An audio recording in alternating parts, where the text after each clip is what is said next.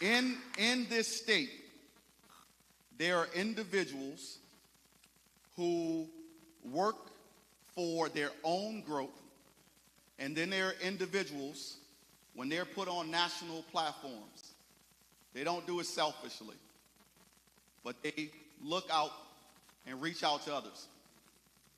Gary Chambers is working with Angela and the national team to bring this all over the country. And as you all know, Gary is from Baton Rouge, right? We got some Baton Rouge folk in the house. Now, he could have been real selfish and said, let's bring the National State of the People Power Tour to Baton Rouge.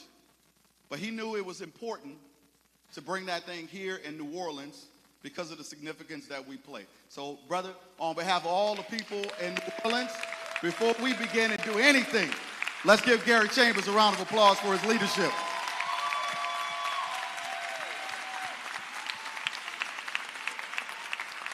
All right, Gino. You know, it's funny to watch Gary shrink in a big moment like that and run away. Like I said, I'm Gino McLaughlin.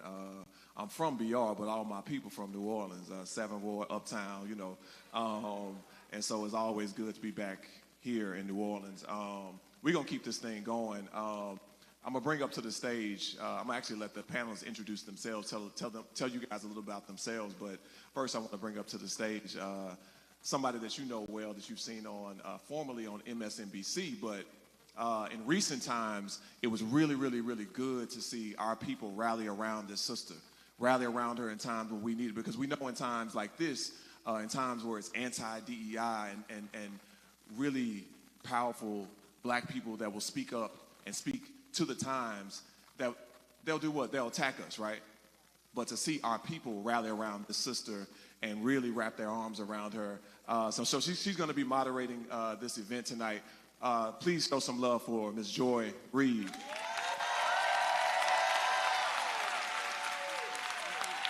Thank you. All right, let me go ahead and sit myself on down. Hey, New Orleans. Hey, Rock of Ages Church. It's wonderful to be here. One of my favorite places to be ever, anywhere, is in New Orleans. So it's a blessing to be here. I want to thank this wonderful church, your wonderful pastor. Please give him another round of applause for inviting us and inviting the community to be here. All right, let me bring up the panel one by one. You have already heard his name, so I will call it again. The great Gary Chambers, Jr. Thank you very much. All right, let's now bring up the Reverend Mike McBride. Pastor Mike.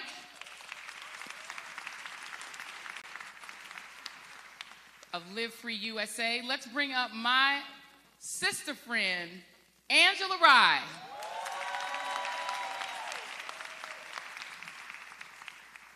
This is my partner in crime coming up here. I'm gonna make her sit over there because we get in too much trouble if we're too close. So you go. Oh, see, she gonna be right up under me. Okay, let me now bring up the great Walter Kimbrough.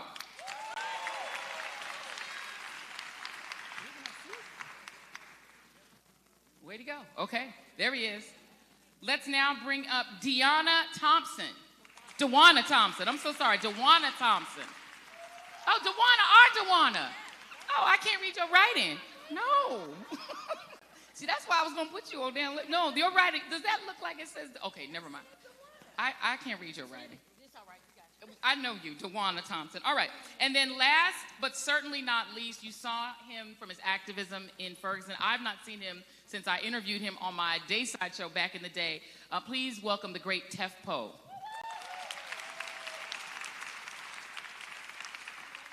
Okay, come on down. It is like The Price is Right. I don't even know where to begin. I guess we'll just start from Gary. I do want to start from Gary because I feel like you are hosting us on today. And I want to let everybody just briefly introduce yourself and tell us why this is important, why it's important for you to be here today.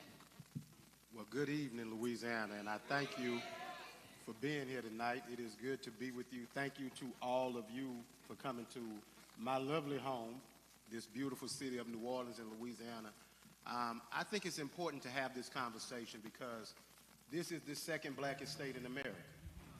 And if people are going to be impacted by the decisions that are made in D.C., and we're talking about the impacts of black folks, you got to come to Louisiana. You have to have a conversation with the people here because too often these communities are ignored, forgotten, left behind, but we are the root that makes America what it is. This was the gateway to commerce in this country.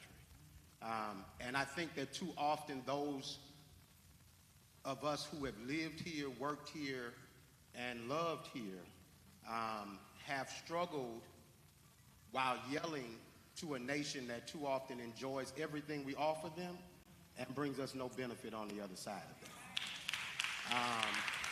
And so I felt it was important that we anchor the South in general, because 55% of black folks live in the Deep South. And if there is a future for this country, if there is to be a democracy in this nation, I believe that the new blue wall will run through the Deep South, starting with Louisiana. All right. Amen. Pastor Mike. Yeah, you know, I am a follower of Jesus, not the pale-skinned, blue-eyed, blonde hair with a bad perm Jesus. I'm talking about the dark-skinned Palestinian Jew. Amen. Who was born to a single unwed teenage girl on the wrong side of town called Nazareth, was racially profiled and arrested by the state, illegally or unlawfully convicted of a crime, and executed by his government. This Jesus, somebody say this Jesus. This Jesus. This Jesus stands against this anti-black, white supremacist administration and perhaps government of the United States, who persecutes God's people and creation all over the world. We, as followers of the Most High God, are often not organized well enough to defeat the systemic and structural oppression that is often funded by our tax dollars. And so I'm here as a representative of the revolutionary black church that has been the longest standing, uninterrupted, anti-white supremacist organization in this country. And I hope that we get organized. A mentor told me when I first started organizing as a young pastor that a disorganized truth will find it difficult to defeat an organized lie. We're not taking steps back because we don't have truth. Our truth is just not organized enough to defeat our enemies and our opposition. And when I say organized, I talk about organized people, organized money, and organized ideas. And I hope at the State of the People Power Tour, particularly at this stop, we commit ourselves to keep organizing the church, the street, the mosque, the temple, our people, to make sure we have a future. Great to be here in New Orleans, Louisiana. Thank you. Mr. Kimbrough. So good evening. Good evening. Again, my name is Walter Kimbrough. I served as president of Dillard University for 10 years, all the Dillard folks. I'm currently serving as the interim president of Talladega College in Talladega, Alabama. And I'm here because Angela saw me and said, you need to come sit on this panel. So I'm trying to be obedient. Because I really came to do what you all are doing, which I think is very important, to get the information so we can have constructive conversations to understand what's happening. I'm in a space, the HBCU space, and when Pastor Mike talks about these organized lies, the occupant of the White House tells great organized lies about HBCUs. And unfortunately, people are believing those things, so now people are shocked when they're realizing, wait, they're talking about cutting out work study. Work study, okay? We're talking about cutting out subsidized loans. All of these things that are impacting us. And so I'm here to make sure we can help organize the information so we know what's going on. So I thank all of you for being here. I'm going to be up here taking notes, so I'm not on my phone playing around because I just heard a great quote I want to remember. But we need to be organized because there is a lot of misinformation that's going out that is hurting our community. And we made decisions based on misinformation. And so now being a president of an institution, HBCUs are under-resourced institutions serving under-resourced people, and you're watching people in Washington, D.C. trying to figure out how to get rid of even more of the resources that we already don't have. So that's the kind of work that we have to be involved in. So I'm glad you all are here. I'm glad to be home in New Orleans.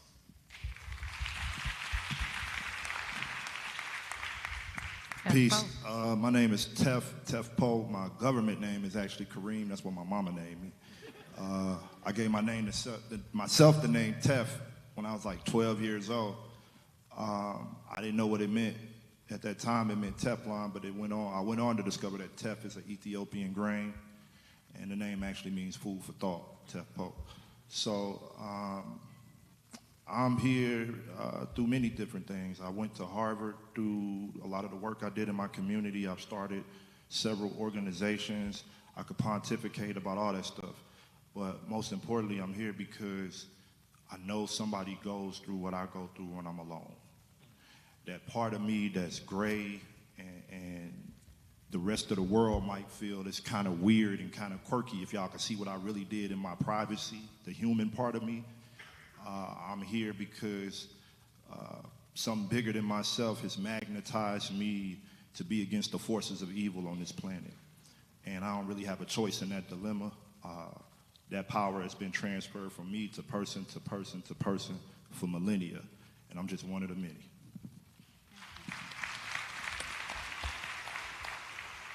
Hey family, my name is Dewana Thompson. I bring you greetings from Birmingham, Alabama, and also from a reimagined South, because we know what it means more than anybody to carry this country on our backs and to show them what's right.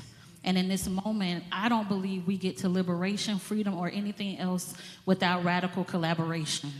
And in this moment, when Angela called us to the table and said, hey, we need to come together, over 100-something national organizations, over 200 and something local organizations between all of the cities. We knew that we could not do this alone.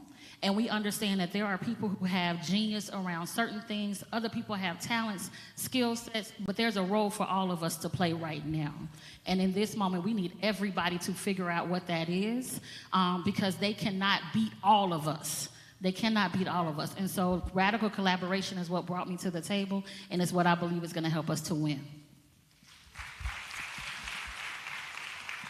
Good evening, everyone. My name is Angela Ryan. I'm here in part because I answered a call.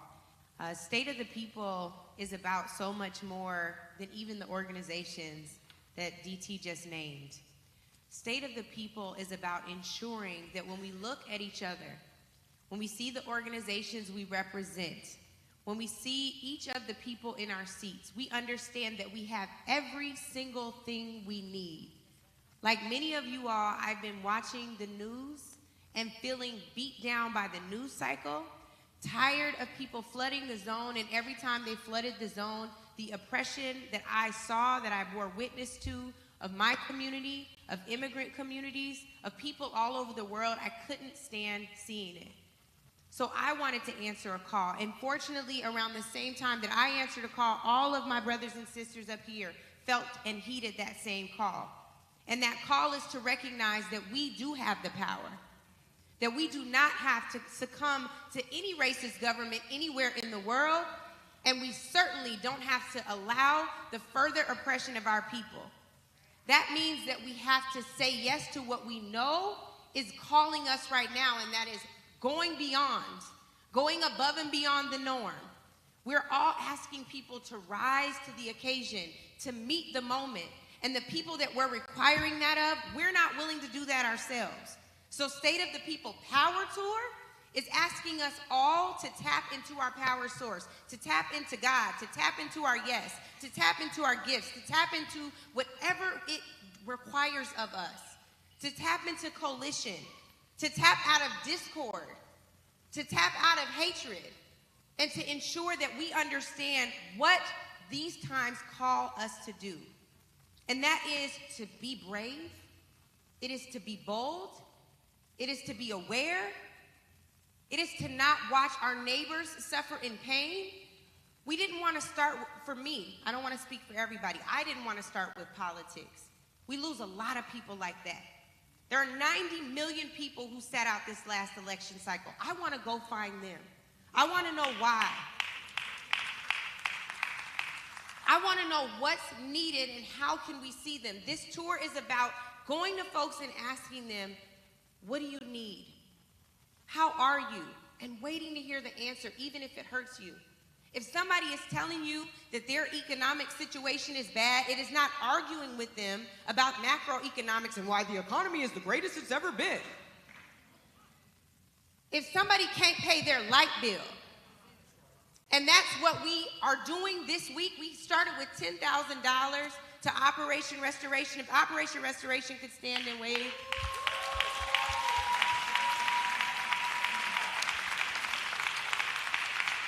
We're working with this incredible organization to help people pay utility bills who receive cutoff notices. And if you showed up earlier today, you saw a line outside of people who are crying out for relief. And if we can't meet the cries of our own people, God help us. We are required right now, whether you got $5 or $500, we gotta put it in the pot, y'all. We cannot count on this same regime, this same system to meet our needs when we've watched it fail us over and over again. I'm not saying we let them off. I'm not saying we don't hold them accountable, but I'm saying accountability's gotta look a lot different, and it starts at home. So we ask that you join us in the State of the People Power Tour, and when the tour ends, that you remain in your power, that you stay rooted in it in community, that you join arm to arm with organizations you've never worked with before, but you stay committed even when the ego gets on your last nerve. That is what is required of us right now. Welcome to the State of the People Power Tour. Amen. See, we in church, so I get to say amen. That is actually a perfect segue. And I want to remind you all, this is a town hall. So we're going to talk for a little while, but really start thinking about what questions you have and what concerns that you want to raise, because the most important part of this tour is really hearing from you all. You know, we can talk a lot and we can say a lot of interesting things and we have a lot of thoughts, but we really want to gather information from you. So just start preparing your questions. Don't be shy, because when it's your time, we really want you all to talk back to us. Should I answer my why I'm here? Joy has to answer her why. Is she here? Well, my why is a two-person why, because I actually brought my daughter, my daughter has been with me on all the stops that I have gone on. And, you know, I got a lot going on, as everyone knows. Angela knows more than anybody, more than most. But I really felt called to be with my people in this moment. Angela and I, we had a conversation about how exhausted and tired I was and how focused I was on just being very angry about my own personal situation and trying to figure out like what my next thing was going to be and what to do.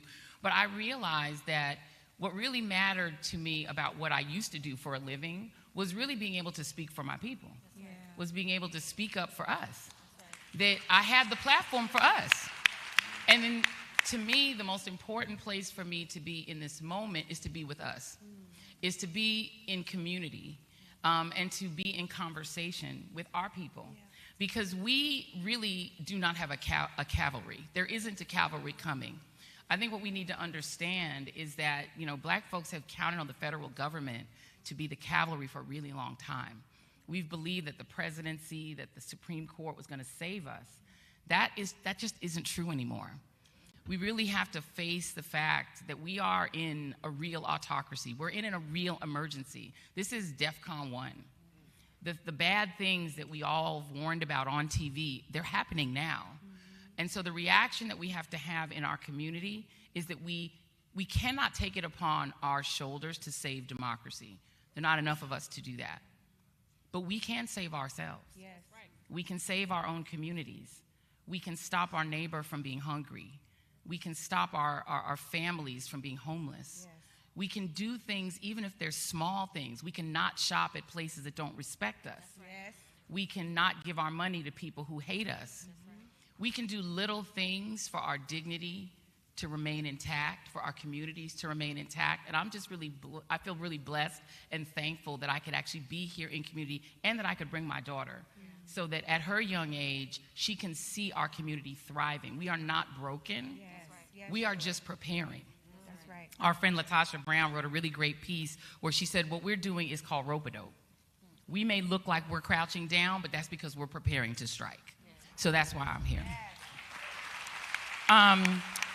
I want to pivot off of what you said, Angela, because I had, you know, the daughter has to work when she's traveling with me. I have her working. She's my daughter's assistant. And she pulled some stats for me about Louisiana. And I want to present these to the table. Louisiana has a poverty rate of 18.9%. The poverty rate in the nation is 12.1%. It's the second highest poverty rate in the country. This state has the third highest child poverty rate in the country, and it has the third lowest median income in the country. And this state is 62.6% white. It is 32.6% black. All others are smaller in the single digits. Asian Americans 1.9, Latino 7.3%. And when you look at the median income by race in the state of Louisiana, for white Louisianans, it's $67,499. For Asian Americans, it's $66,807. For Latinos, it's $57,039. For black folks, well, let me skip. For indigenous people, for Native Americans, it's $49,691. For black Louisianans, it's $36,166. That's almost half of the median income of white Louisianans. So we're saying that black Louisianans are starting at half of the income of white Louisianans, and the poverty rate in this state is higher than any state except Mississippi. And that's disproportionately black people who suffer a poverty rate of 29.4%. That's a third of black Louisianans are living in poverty. So I'm going to start back with you, Gary, because that's what, that is a prime, I mean, to Angela's point, politics is not the main issue here. The main issue is poverty. What do we do about that? I think when you look at that data, it tells a story of consistent failure of Republican leadership. It tells a consistent failure of black unity. And it tells a consistent story of us believing lies people tell us about ourselves. In the second blackest state in America, where there are 900,000 registered black voters in this state, we could take this whole thing if we want to. We could have the governor, the Secretary of State, the Attorney General. And why does that matter, in my opinion? Because the governor controls a $34, $35 billion a year budget, which gets the opportunity to determine what does your budget look like. We've been talking in this tour about budgets of moral documents, right? So if it's a moral document and it says that a third of black folks that live in this state are poor, are we doing enough? No.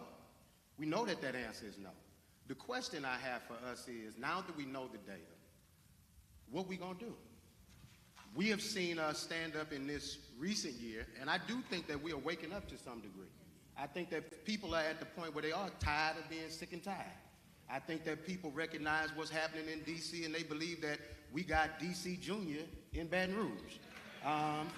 And if you want to look at what Project 2025 will do to the rest of the country, look at Louisiana, right? We don't need to go look and study nowhere else. Come on. I tell people this is the factory. This is where they make it.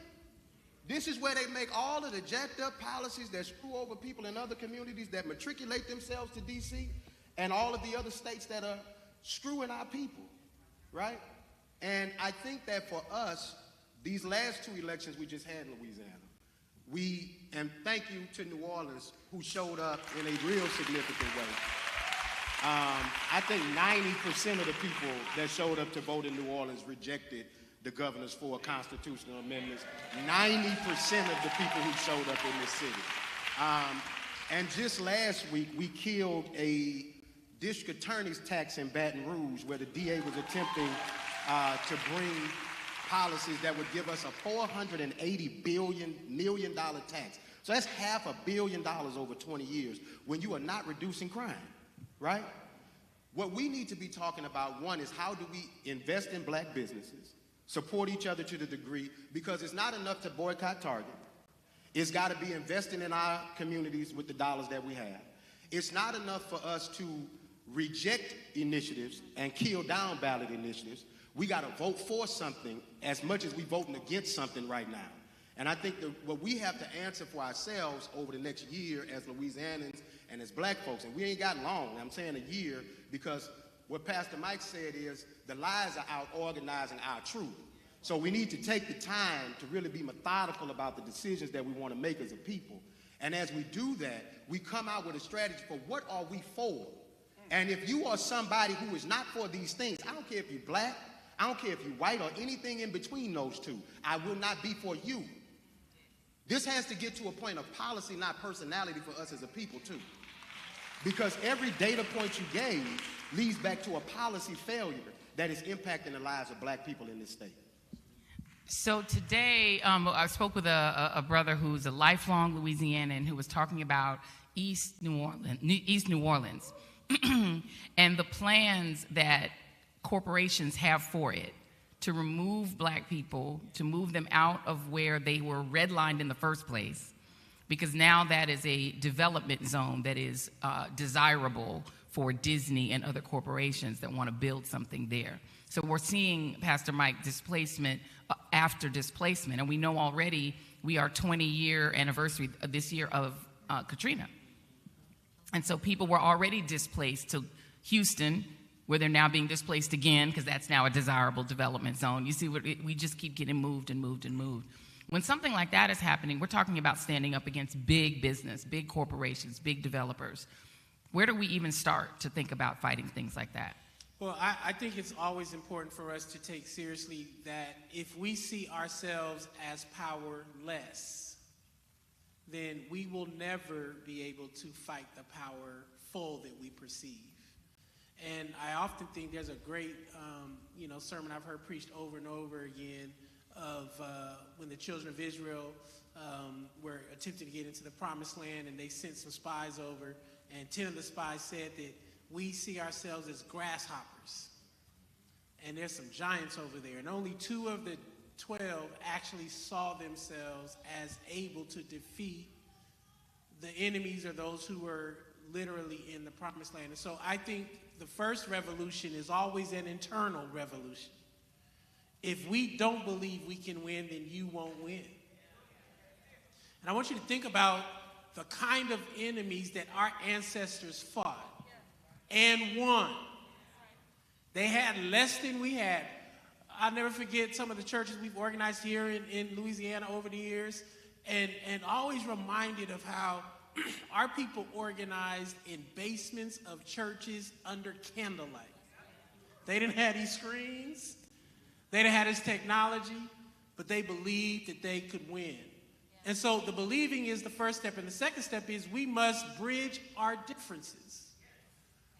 We are so divided. I was about to make up a word. Somebody say amen. We are so divided that it is easy for the corporations to pick us off individually and organizationally. The black church won't work with the mosque. The streets won't work with the parent groups. I mean, I go on and on and on. And so it's really important for us to keep reminding ourselves that if we bridge our differences and come together, and that means, I was talking with a brother earlier, that means that we have to opt into proximity with each other. We have to be willing to close the gaps between us. One of the great ways that they displace us is through the narrative of crime and violence.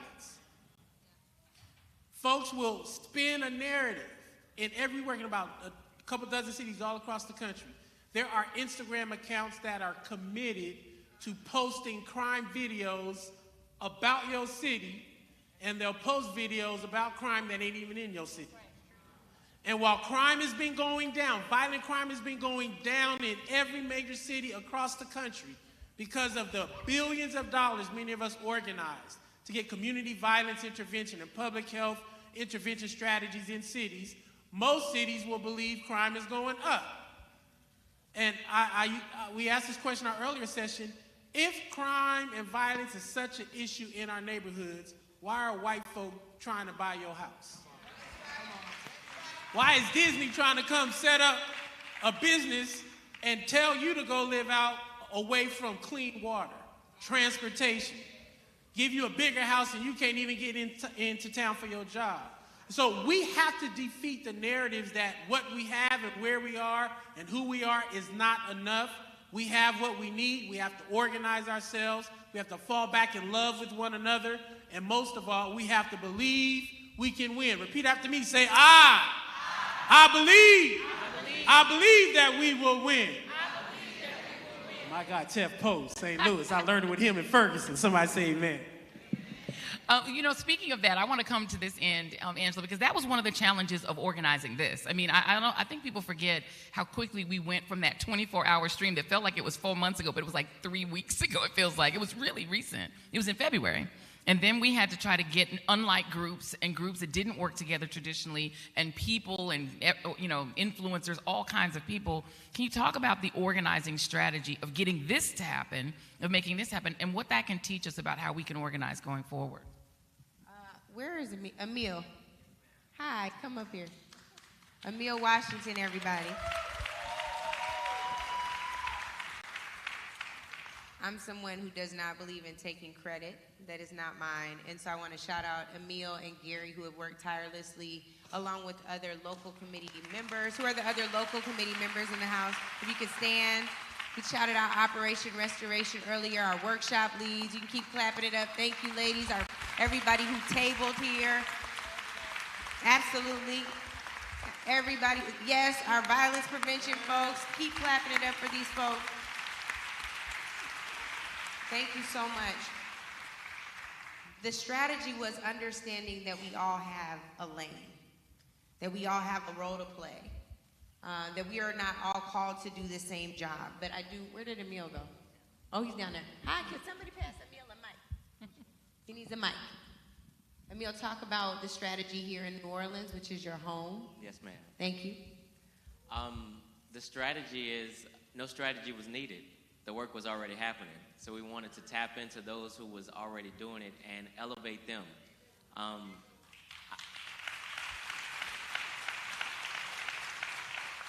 It was after, I think, the first two calls was very engaged. People were throwing everything, and then we took what they said and created a doc, and everybody just fell in line. They were all in agreement. It scared Gary and I a little bit because it was like, these calls are quiet. Like, nobody is asking any questions. And when the day came and the weeks were coming and we got close and closer, the questions, it was, what do you need? Where do we step up? How do we pivot? It's going to rain. Okay, so what do we need to do? Who do we need to call? And the calls were made. And I think when you allow a city to show you what that city can do and take a step back, right? DeJuan and I, when we do some of our workshops, we talk about stepping up and stepping back. And when those who are always in the front take an opportunity to step back, it allows those who are in the back an opportunity to step up. And that's what we saw. Amen. DeJuana, I want to talk a little bit about the South because I do feel like Gary made a point earlier that I think the South gets written off. I think the reason that politics is, it's hard for politics as usual to answer these issues, and having worked with the CBC, is that there's so much of a focus on blue states, northern states, and the South is seen as unwinnable, therefore there's no organizing here. But states like Alabama, states like Louisiana, states like Mississippi, that's actually where the civil rights work got done. It's where we were saved, right? It was by the South. So how do we sort of change that narrative and replace it with a narrative of the power of the South and the power of these Southern Black communities to really make change? Well, first of all, we have to tell our stories, right? We have to allow people to know what happened, not just during the civil rights movement, but even when we look at 2017, Alabama was able by black voters, 100,000 black voters turned out the first Democratic senator to the state of Alabama in 25 years. But here's the thing. When he did not step up and do the things that those same voters felt like were important, he didn't last another election term, right? And what we have to realize is in this moment, Southern Black political power is at an all-time high, but their tolerance is at an all-time low. And so if you don't do the things that you said you were going to do when we're putting you in office, we are turning that thing around. And so what we really need right now is we need a breeding ground of folk coming out of spaces like State of the People Tours, coming out of spaces like who work with Gary, work with Tiff, and work with Reverend McBride, come through all of these spaces. We need to position them now, make them ready for leadership, make them ready to hold these positions, and not just elected roles. Because one of the ways that we saw during the Civil Rights Movement, but also in the state of Alabama and in Mississippi and others, was that it wasn't just the elected roles that helped us get over. It were people who had businesses. It were people who, we talk about the fact that in Birmingham, people actually organized in funeral homes. That was like one of the best places to be because they had the cars to take people out when they need to take people out. In fact, they took Reverend Fred Shuttlesworth out of the city of Birmingham when he was threatened to be bombed by a hearse, because people didn't believe that he would be in there. And so it's going back to some of those old strategies that worked and seeing how, we know even with the thing that we're doing now against Target, right? That's not a new strategy. Selective buying campaign, that's an old strategy, but it works. And so we have to tell those stories. We have to champion those as opportunities for us to feel our power, as Reverend McBride said, finding that that's the way in which we can say, we did this. Our elders showed us the way, and then take that and make it applicable to what's going on right now. Because these young people, I will tell you, we talk about this all the time, Angela. When we go in talking about voting, if we can't help them figure out how they're going to get a job, how they're going to take care of their kids, and not just young people, anybody at this point, if we can't help meet basic needs, they don't care nothing about voting, right? So we have to connect the urgency of the moment that they are experiencing with the way in which our political power allows for us to answer some of those questions. That's a great, that is an excellent point. I want to bring Walter Kimbrough in on that, because you are from a great HBCU, two great HBCUs. The attacks on education are very much front of mind for a lot of folks. But the message of why that matters may not actually be trickling down to people who are more concerned about economic issues or more concerned about paying bills. They're like, well, you're erasing books, but I don't have food. I don't have rent money, right? How do we tell that story of what it means to erase our history from books, from museums, how do we translate, why does that matter to regular folks, like anybody that knows about it, but that might not be top of mind? Yeah, so one of the things I'm seeing, and I've really been just undergirded by seeing so many people concerned about the attacks on education, because I think people realize that as people, we cannot be disconnected from our history. I think, even when people weren't writing things in books, we passed down those stories, word of mouth. We believe in that. So I think it's been, the way I've interpreted it is that a lot of people have seen this and said, man, we really have something really good, because they are really coming after everything that we have done to try to erase us. And so I think it's important for us to continue to do that. But as I'm hearing on this panel, there are lots of ways that we can really start to make sure we're educating ourselves. You heard about people talking about how churches have educated people. A lot of HBCUs started in churches. The first place I was president, Philander Smith College, started in a Methodist church in Little Rock. Okay, so there are a number of examples so we're going back to doing those kinds of things. Here locally, if you've been by Baldwin Books, I know Joy has done a book talk there. DJ is doing some of the same things as a small black-owned bookstore, bringing in people to come talk to us and just to read their books. And so it doesn't matter if there's a banned book list. We're bringing in those authors and we're having the conversations on our own. I think that's very important for us to continue to do. So, but you have to understand the way all of this works, and I read something on social media the other day, is that this whole MAGA movement is really built on ignorance. It's a celebration of ignorance. They don't want you to know anything. And when you can just watch, which as a college president drives me crazy all the time, when I can sit and watch interviews and you listen to a person just lie, and we just keep going and lie, and people don't check. And then you have people starting to believe that, that's problematic. Like I said, HBCUs, there are people just like, oh, this man gave more money to HBCUs than anybody ever. No. Nobody ever looked at his budgets when he tried to cut money from the budget every year. Every year, but Congress always came back and put it back in there. But if you listen to him, and so you had people out there just, caping for that dude, just saying like, oh, he was great for HBCU. No, he wasn't. He told a really good story. Nobody read, didn't understand it, because he's already dumbed down everything. So we've got to stay engaged. So if we don't, so part of it is for us, if we don't know, we should ask somebody. Those of us who have capacity, when I was president of Dillard, it was very important for us to bring in people because we had some resources. So I had a lecture series where I could bring Angela. I could have D1 come to class. I could do those kinds of things because that was my responsibility as a leader of a black institution to provide free access to information to the masses. That was very important to do. We've got to keep doing that. So it's shout out to the church for hosting us tonight. The late Julia Harrod would talk about churches. She said churches should spend 2 Sundays preaching and 2 Sundays educating the people.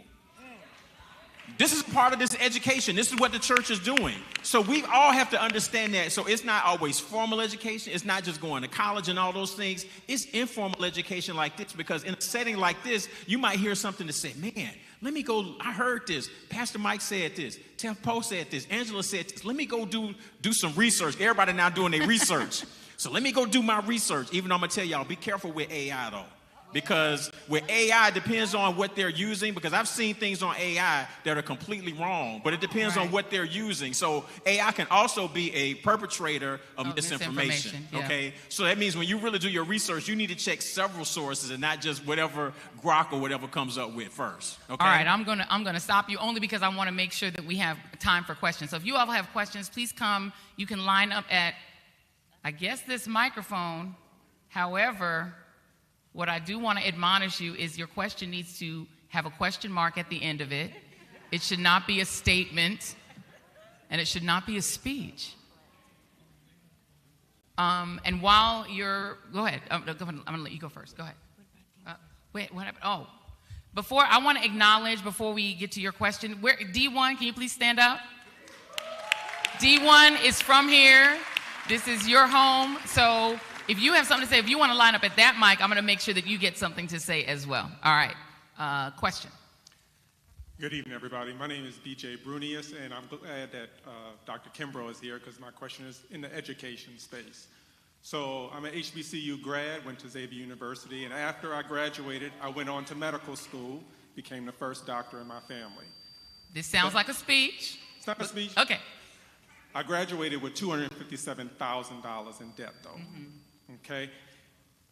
Why that matters is because when I finished, I went to go buy my first home, and I was denied. The first black doctor in my family denied. I wasn't trying to buy a mansion, middle-class home, denied because they said my debt-to-income ratio was too high. Mm-hmm. And as a black man, to be told, you can't even provide for your family. You can't provide the very basics. I did everything right. So my question is, how do we continue to encourage black men to pursue higher education when we know that there are consequences if you don't have nobody to help you pay for it? Good question.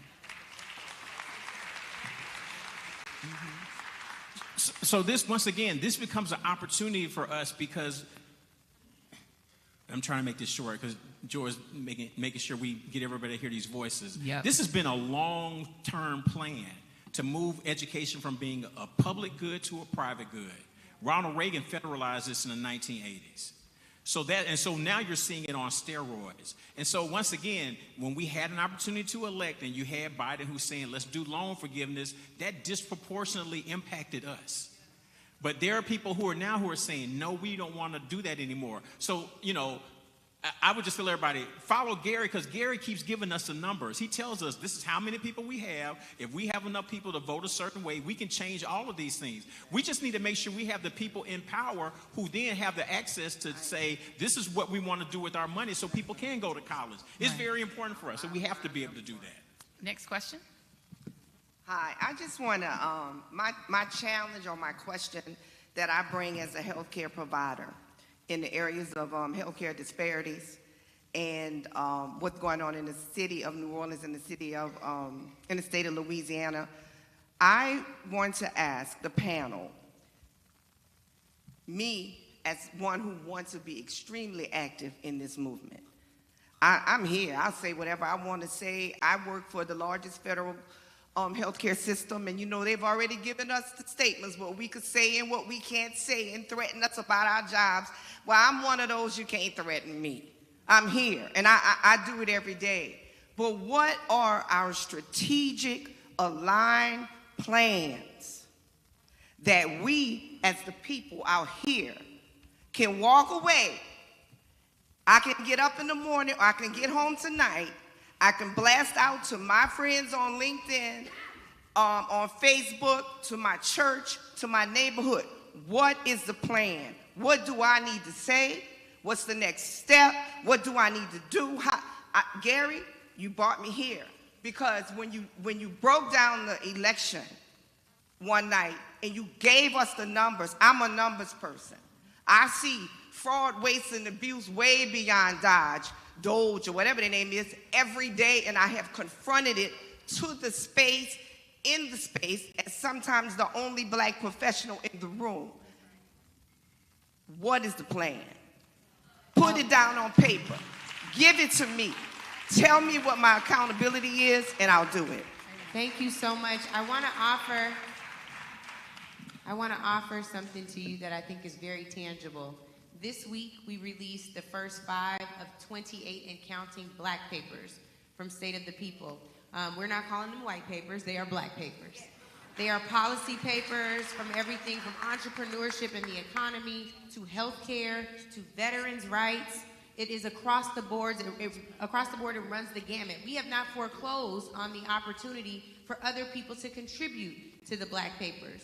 We want everybody to look at them, chop them up, edit them. What do you like? What do you not like? Can you sign on to them by the time we reach our national convening on Juneteenth, which will be held in Baltimore?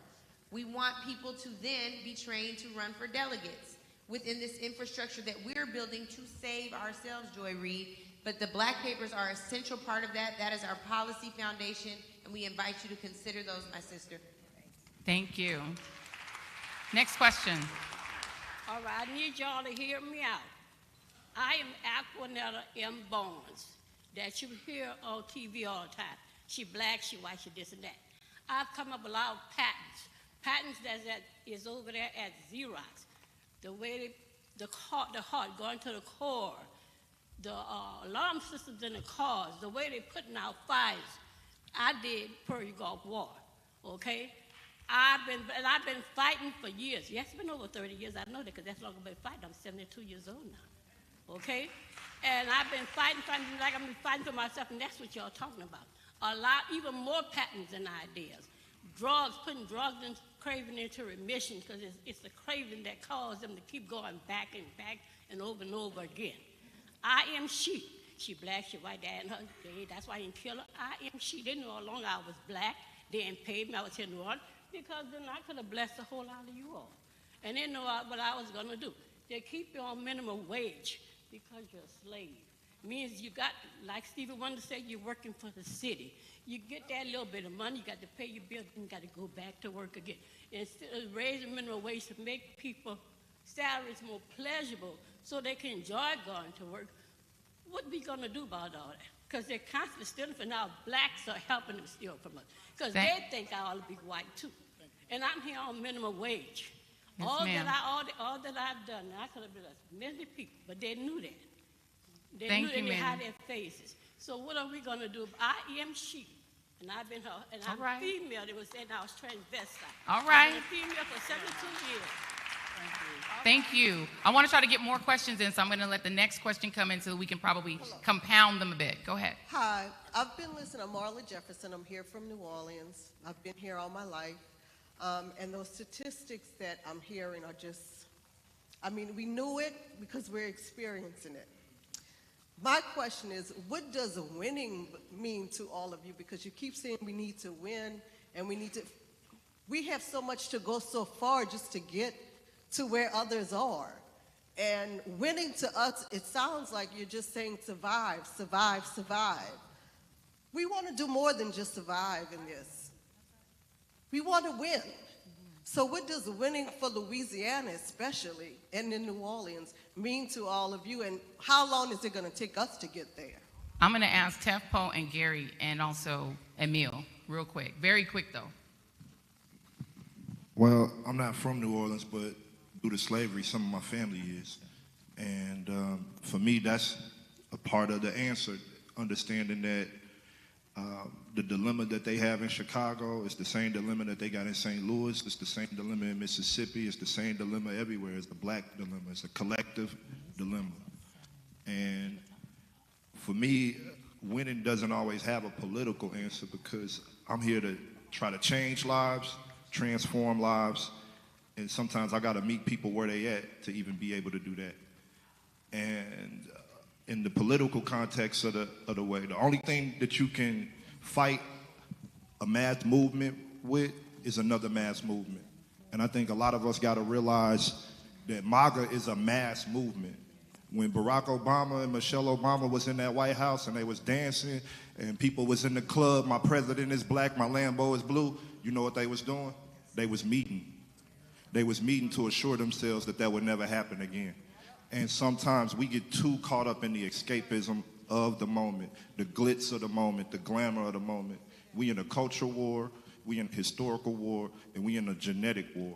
We in an intellectual war, right? What they trying to do in candid terms, I'm gonna say it even though I know I get locked up for saying it walking out in this current country. They trying to create a white ethno-state.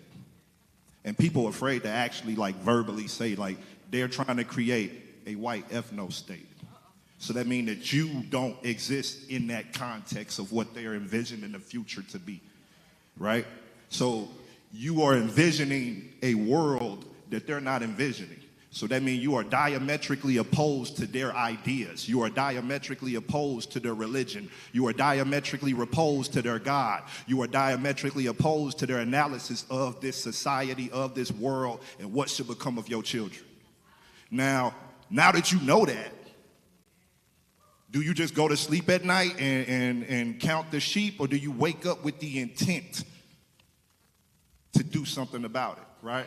And I can't look at Joe Biden. I can't look at Kamala. I can't look at Kamala, I apologize. I can't look at whoever. All I know is internally, when you go to sleep at night, the concerns of your family, nobody cares as much as you care. Nobody cares about you and yours to the degree that you care about you and yours.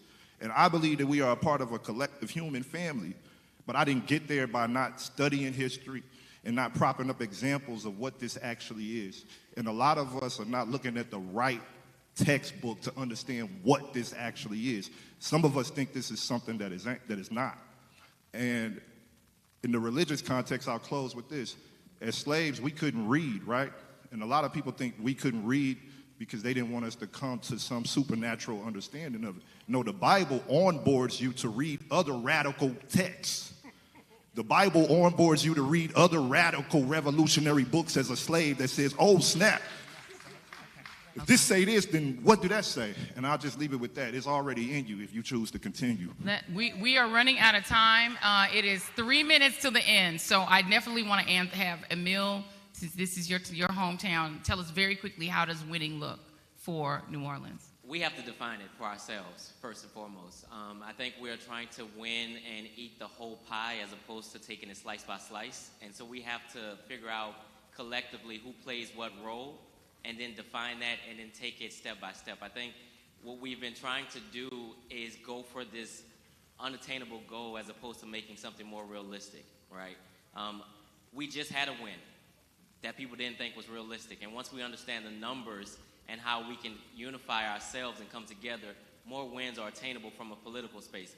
From a community and collective space, realizing that my brother is actually my brother, my sister is actually my sister, they're not my enemy. And when we pool our resources, we can do so much more together. So we have to look at what is our win that we want collectively, individually, and go from it that way, as opposed to thinking that our win is to be measured against a community that never wanted us.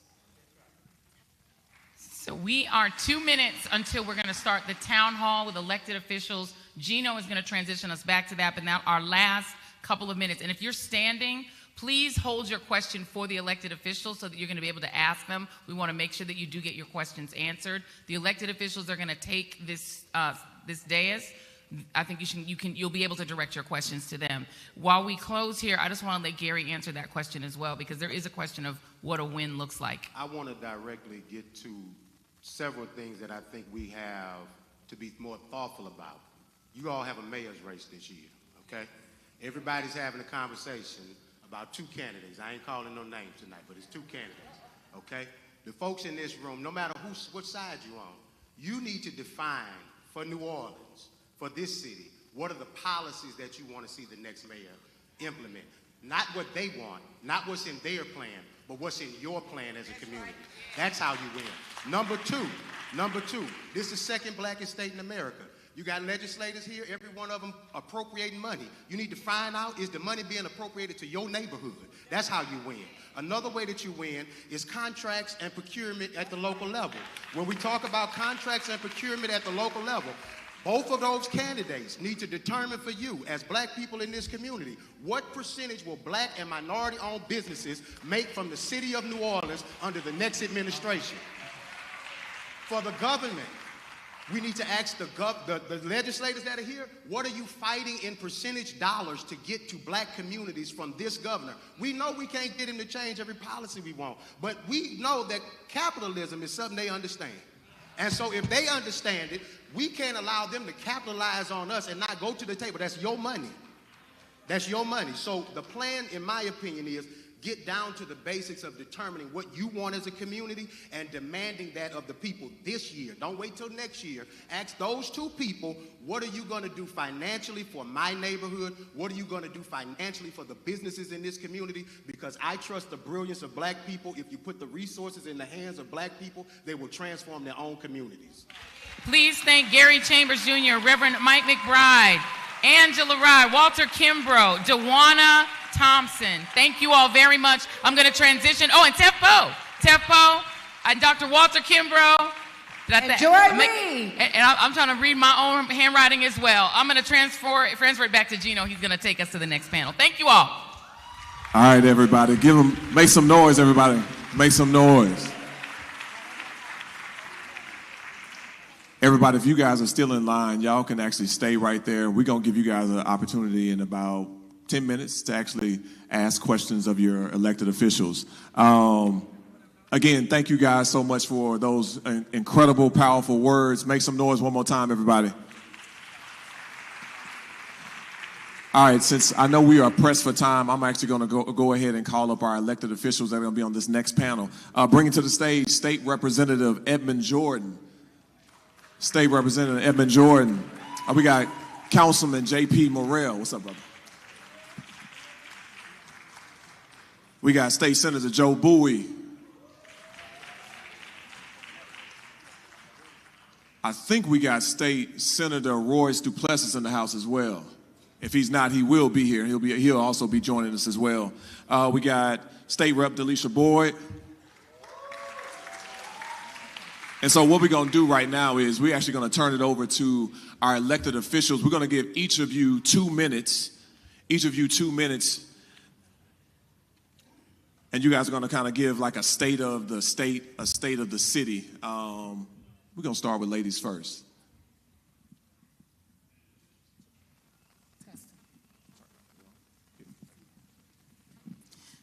Good evening, everyone. I am State Representative Delisha Boyd. I represent District 102. Most of you I have seen because I travel our city trying to bring a message of what's going on in Baton Rouge. We have been in session 4 weeks and it feels like 4 years. Do you know that your Black caucus of the House is 32 members to 73 white Republicans? We fight daily. Many of you text me about my video reels today after I got out of House and Governmental. I literally had 40 text messages about my attacks to the people who were at the stage. But know this, those videos that you see, that's 3 minutes. That's 3 hours of testimony in there. 3 hours of testimony of watching them every day strip us of our rights. Every single day I am going off on somebody. Today they cut the mic off me on 3 times. Last week they cut the mic off. I don't mind a cut off mic because I'll scream to you when they cut it off. I've heard so much here, it's hard to get it all out in 2 minutes, but I will say, how do we fix this, y'all? We know how. The fact that you are here right now means that you are ready, able, and willing to fight. And it can't just be one of us. King ain't coming back to bring us to the promised land, but we could get there on our own. Everybody in here has to become a block captain in their block. Everybody in here has to text 50 people on their phone every time. We have 118,000 more Dems than Republicans. We have Trumpsters from the top to the bottom. Dumb ones at that. Because that's usually what I'm doing, calling them out on how dumb they are. Dumb ones that we can win this, but we cannot do it by one election. Every single election, we have to show up and show out.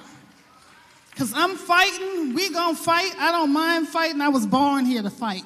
But I need the support of my community to help me swing. And I swing every day. I'm the vice chair of the Black Caucus. My chairman is sitting right here on the end. He'll tell you, most days they're trying to see if they need to get me a drink on the panel. Because I'm not gonna hold back. I'm a fight. But it's when I'm telling you for me to leave there today, I text Tyrone on my way here on how frustrating it is because the situation we're in right now, we don't have to fight. Now here's what I'm gonna say to our elected officials, our leaders. We can't fight each other. Because when life is lifing for you, when life is lifing, your insurances have gone up, your car insurance that went up 3 times, the groceries are going up, and we fighting each other. You ain't trying to figure this out so y'all don't vote. But when we want better, we got to vote better, y'all. You don't do politics, but politics is doing us every single day. They doing us.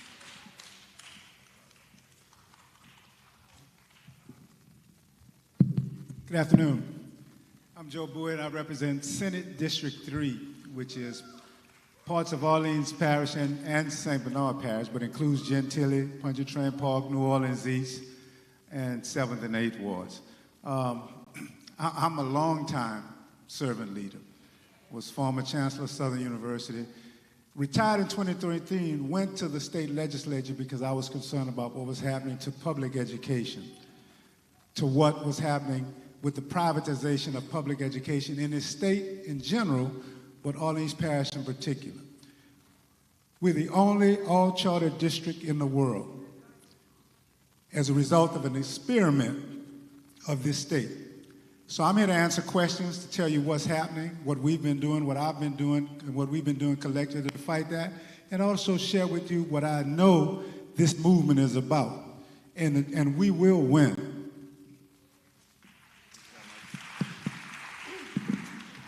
Good. I think it's good evening, good night, good afternoon. It's kind of all blend together. There is so much power in this room. I mean, sorry, I'm J.P. Morrell. Everybody who's from New Orleans, y'all know me. Everybody knows me, but I'll introduce myself again. I'm sorry. Former state senator. I'm the president of the New Orleans City Council, and I, like many of you here, am tired of being sick and tired. I mean, I will tell you that from the beginning of my time in the legislature, I was always told by people to slow down and stop fighting, all the time. A lot of old heads telling me, you get yourself worked up, you're gonna have blood pressure, you're gonna have a heart attack. But let me tell you something that we all know and the rest of the country needs to figure out. Change only happens through conflict. Unless you are fighting, nothing changes. I mean, it is the most basic issue of biology. Those things which fight and evolve continue, and those things that do not fight and do not evolve go extinct. When it comes to black people in the state of Louisiana, we are fighters, and we just have to remember what it's like to fight. When you look at people like Big Duck, you look at the history of the civil rights movement in the United States, it started in this city. The Freedom Riders are from this city. And I think so much of what we need to do as a people is remember who we are.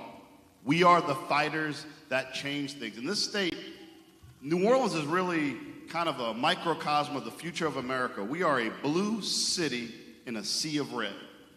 Every day, this city and your elected officials have to fight the entire rest of the state of Louisiana, who is always trying to impose their will on us.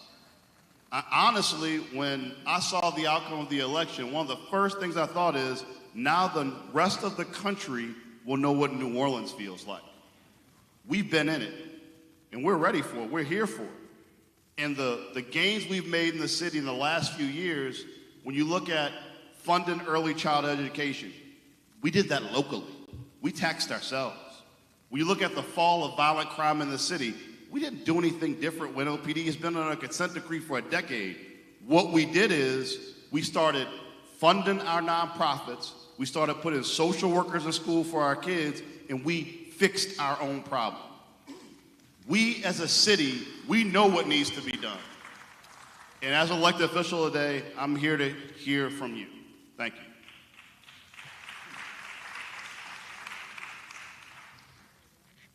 Good evening. My name is Edmund Jordan, and currently I am state representative for House District 29, and I am chair of the Louisiana Legislative Black Caucus. You know, I've heard so many things during the first panel, but I first want to address one of the questions, and it was like, what does a win look like? And I will tell you, it's not a permanent win, it's a temporary win, and we can't forget that. But I will tell you, last year when we came into session, two things we were able to do. We've been fighting for years to get extra representation within Congress and the Supreme Court and in the legislature. One of the first things that happened with us, we were able to get that extra congressional district, which is now being held and served with our Honorable Cleo Fields. We were able to get an extra Supreme Court seat, and now that's being held by the Honorable John Guidry. Both of those members have served in the Louisiana legislature. But I say temporary wins because I want to say this to you. I'm a proud parent of two children. My daughter is graduating from high school next week, and she's 18 years old. And from the time that she was 2, we got to remember this with some of our young kids. From the time that she was 2, she's always known that there's either been a black president or a vice president in the office until recently. But with that joy and you know, things that we only dreamt about and we could imagine, that's been their reality. But the truth is, we've been too complacent. And this is complacency that's gotten us in the position that we're in today. And you know, one of the things I heard Joy talk about the poverty rate here in Louisiana. Let me say this to you, especially when it comes to auto insurance and just basic everyday needs. Here in Louisiana, we charge the most to the people that can afford it the least. And so, give you an idea, right now, we talk about auto insurance, and they ding you if you've got poor credit. All right? And they report to the credit bureau if you let your auto insurance lapse. Here in Louisiana, I had a constituent just last year call me because her auto insurance lapsed. She called OMV. OMV said, we'll work with you. She owed over $18,000 to OMV just because of her auto insurance lapses. Now, one of our members said that you can create a payment plan, so they do payment plans with you, and that sounds great. They put her on a payment plan where she was paying $1,800 down and $300 for the next 60 months. That's more than a car note. And so, look, I know we've only got 2 minutes to give our introduction, but what I'm telling you is this. These are the things that we are constantly fighting against. So while we do have some temporary wins, we're going to continue to fight for extra wins. And again, as my vice chair, Representative Boyd said, 4 weeks seem like 4 years. But we're going to continue fighting, and I'm here to tell you that we're here to fight for you. So thank you. No, that's actually an excellent point, Edmund. We're actually going to keep it right there because you actually taking me to my next question. Thinking about, you know, you guys are in session right now, right? And why this is so important. Oftentimes we ask people to come to the legislature, right? We ask people to organize and mobilize, but as you guys know, you know, it's a watch my words up in here. It's information overload oftentimes, right? They don't know what to respond to. They're facing it from the federal level. They're facing it from the state level. They're also facing it from the local level as well. What are some of the top legislative issues that you guys are you know, facing right now currently in the legislative session that people need to know about? Today we faced in House and Governmental, them trying to reduce the judges, black judges in Baton Rouge. That was one of my fights today. The other was the DEI, getting rid of DEI in state agencies and state schools. That was a 3.5-hour testimony today, stripping black people of their rights, because they don't even want to see it beyond anything else. I had to correct the young lady 6 times today. Stop making it about black and white, because DEI, there's actually more of you who are going to benefit from this. Well, it's usually, we're talking about the melanin in the skin. I said, girl, stop saying that, please. I spoke about an agency, because she kept saying, well, you know, we're going to look at everything and then figure out what to eliminate. So if there's a state job right now with the Department of Agriculture, and the title of the job is Minority and Veteran Affairs. I said, that job is gone, right? Well, minority, you told me don't make it about race. I said, well, girl, minority is not race. We are a minority in this house. And I'm making these points because they are electing people who are a fraction smarter than what we are. She didn't know the definition of minority. She didn't even actually know the definition of DEI. We can defeat this. And me on the mic 6 times today during that session. But all I kept thinking is, we can stop this. We have enough people to elect a governor. We have 118,000 more Democrats than Republicans. We can, because it's all trickling down from him. So me asking questions, or Senator Bowie or Rep. Edmund Jordan asking questions, they looking at their phones and their iPads because he's feeding them what to say. They don't even understand the content of the bills that they have. We require our legislators to have degrees. They don't. We got a bus driver, an auctioneer, a mechanic. And that's what we are allowing to strip us of all of our rights. And I know that we can do it because we've seen it done. I'm not trying to, I talk to Joe about this all the time. I'm 56, so I don't really know what it was like in the 60s. But my grandmother in the 70s, I watched her. I watched my family meet at Ebenezer Baptist Church. We know how to rally together and win. We just need to get on one accord and do it. We can't have independent Democrats. That won't win this. And we have to stop saying, I don't do politics, because they're doing us every day, y'all. Every single day.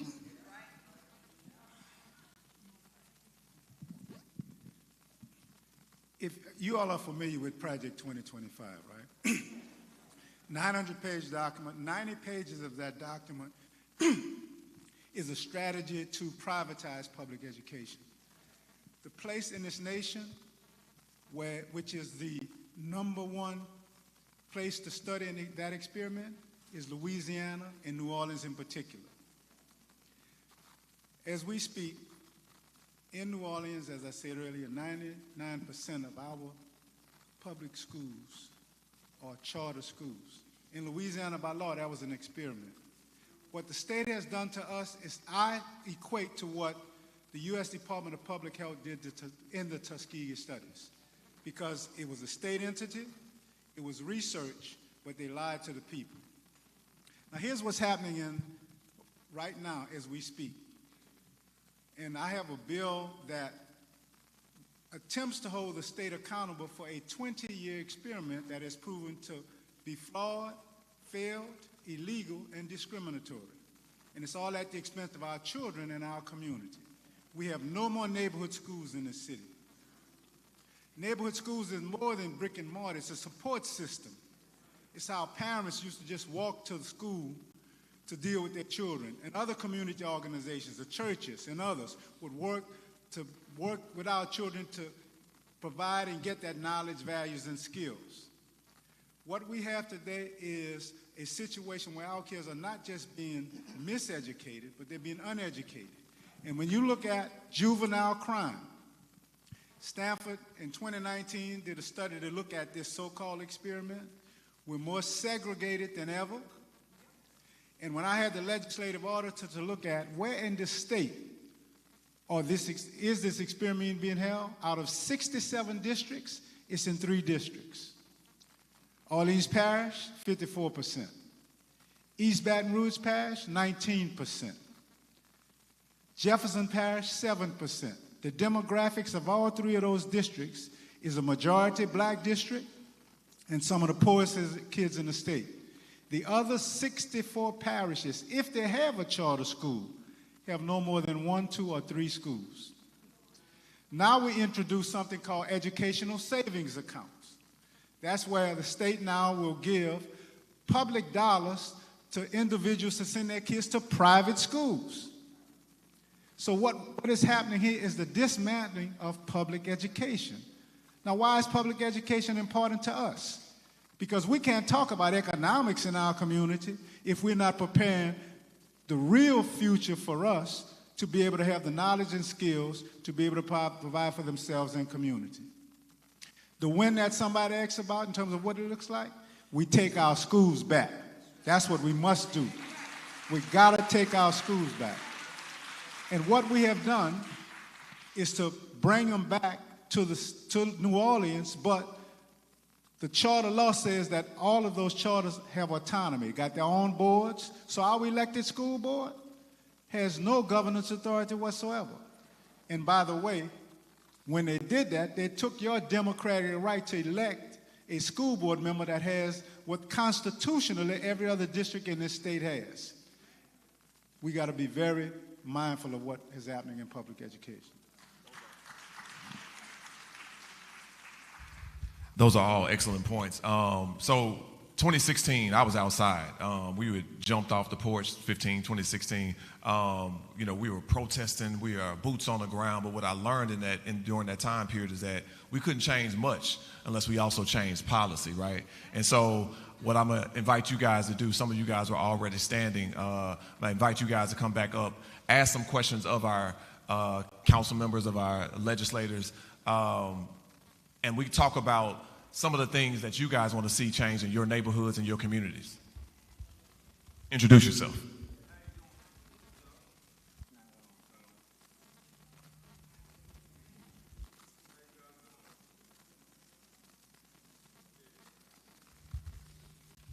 How you guys doing? My name is Devin Jackson. Although I'm not from Louisiana, I'm from Dallas. This has been my second home since I was about 8, 9 years old. I've been coming to Southern games, LSU games my whole life. So I graduate this summer with my criminal justice degree. I hope to get my master's in criminal justice and then also get my JD. With that being said, I'm also a social worker. I'm a child advocate and a youth support specialist. And I go into these homes day to day, and I ask these children, what do you want to be when you get older? And they never have an answer for me. They can never tell me what they want to be when they want to get older. They have no goals. They have no aspirations. They don't have a career plan. And they should be learning that in school, but when they get in trouble in school, the school is just sending the kids home. They're not trying to reprimand the issue. They're not trying to fix the issue, teach the kids better. They're sending them home for a week, 2 weeks. Like I have one child right now who he just missed the LEAP test. And, he's going to be held behind. And he's 12 years old right now. And, 12 years old is a very important age. I mean, right now you're either going to jump off the porch or you're going to turn left. So with that being said, how do you guys fix the issue? And how do we solve the issue with these kids not knowing what they want to be when they get older? In our community, there were 3 institutions that were ours: the black family, the black church, and the black school. 2 of those are in serious trouble. Black family headed, 65% of black families headed by sisters only, for the reasons you all know. The black schools we don't control anymore, but therein lies, and in the black church. But the black school and the black family were those institutions that socialized, educated, and created safe environments for our children. Our children have no place now to get that we the village, that Afrocentric perspective of who they are. And so they're learning other things from other means. The example I gave about how we're graduating kids who can't read at the 6th grade level. When them young brothers and sisters go back into their communities and they look for something to do, they're breaking into cars for property, finding guns, now they're using guns. Now we are victims of fratricide, so we both the victim and the perpetrator. We have failed our children. And so the way we fix that, number one, we take back our schools, because that was a critical socialization structure and institution for our, not just children, but for our community. We have no more neighborhood schools. Number one. So let's set some ground rules. Thank you all. We're going to do some rapid fire, and we need I'm telling you how. direct answers with clear questions. 1 minute. Clear questions. 1 minute question, 1 minute answer. Direct, clear answers. We have a lot of people. We want to make sure that this is fully engaging. And so they want to know how. Just a quick how. School board, our school board, the elected school board. Thank you. Okay? When they meet, we should be there to demand that they take back our schools. And when it comes time for these charters to be renewed, do not give them to another charter. Directly run them like every other district does in this state. That's how we do it. Okay, thank you for the opportunity. My name is Mary B. Morrison. I am a New York Times bestselling author, and I'm a graduate of McDonald 35 Senior High School right here in New Orleans. And thank you. I have two concerns. One is I'm highly concerned about the reproductive rights for women. It seems like we're not talking about that a lot right now. I'd like to know if any of you have put forth any bills to protect or have had discussions about our reproductive rights, well, not mine, but our reproductive rights, and I'm worried about our girls. The other thing is that my son is also an international award-winning author, and he has authored over 600 children in New York under a program with New York Edge. How do we get those types of educational programs right here where we're from in New Orleans to support our children? And these are kids that are grades 4 to 6 that are now published authors, but he has an organized program. Do we have any after-school programs where we can bring those types of projects to our children here in New Orleans? Your reproductive question. I run that bill every session. I've run it every session since Roe v. Wade was overturned, fighting for women's reproductive issues. However, once again, it is 32 Democrats and 73 Republicans. My bill never makes it out of committee. I bring in clergy. I bring in rape victims. I've spoken about my own story. I'm the product of a 15-year-old, and my sperm donor was 28 years old. I shared my story for the first time in 2023, hoping that they could see that I'm a product of that, and I'm still saying that a woman's right is a woman's right. I can't dictate to someone else how to raise their family, what that impact is going to be financially, what's the impact on that child who was raped. My mother was 15 years old, and she didn't survive her incident. She died before she was 30 years old. So know that we are fighting.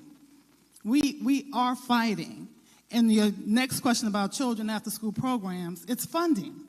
It's what Dr. Bowie is talking about. These charter systems teach the children to pass the standardized tests, which means our kids are not really learning, right? We have the lowest paid teachers in the southern region, which means we have the lowest paid teachers in the United States. So teachers who are dedicated, degreed, doctors, they don't want to stay here. They can go to Texas and start out at $96,000 a year. We have to fight to take our school back here. We have to fight to get funding for our educators here. Dillard University has closed their education department down. You know why? Because nobody's going into education in Louisiana. UNO is getting ready to close their department down. You know why? Because no one's going into education in Louisiana.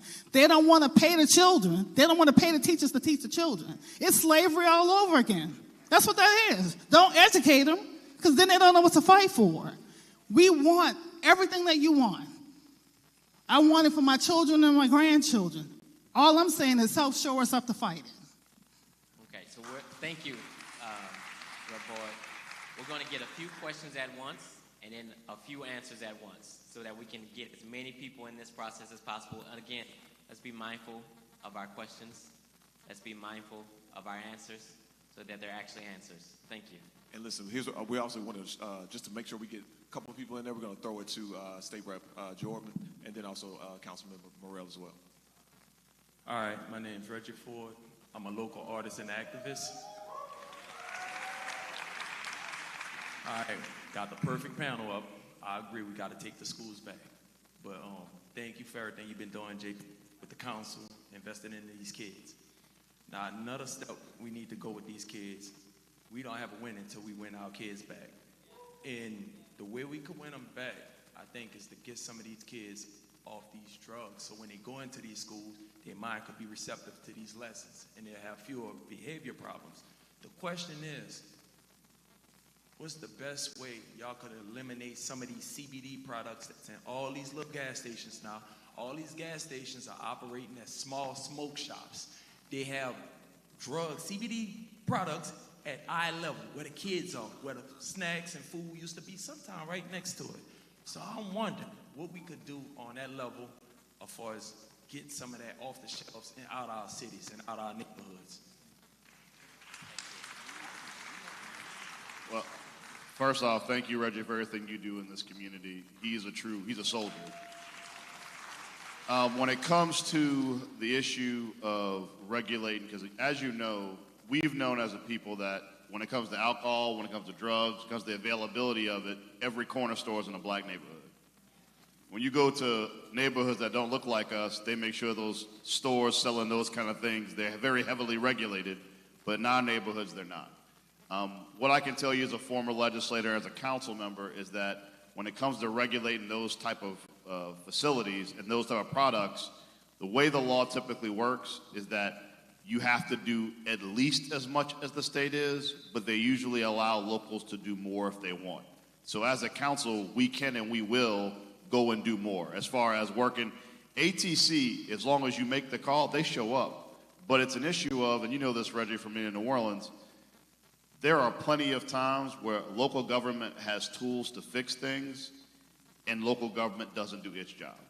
And when it comes to situations like that, like we have a padlock law in the city, it's modeled off padlock law across the country, where if you've got a business in a community and there's a direct correlation between that business and the health of your community, you could just shut the business down. The council passed that padlock law 3 years ago, and we fight every day with the administration to shut the businesses down. Because you know, in your neighborhood, you know which business is selling the kids that should be selling them stuff. You know which kids are ODing or which crimes are going out in front of that business. And it is frustrating beyond belief when you see the inequity of you can make, and I'm going to use some New Orleans neighborhoods so New Orleans will get it. If someone makes a call outside a shop in Lakeview, there's 15 cops there in 5 minutes. If someone makes a call outside a shop with a kid passed out on the ground in the lower Ninth Ward, it might take an hour. And that is something that we as a community, as a black community, we cannot tolerate. There has to be equity and resources. Guess what? The person in Lower 9, New Orleans East, Lakeview, you're all paying the same taxes.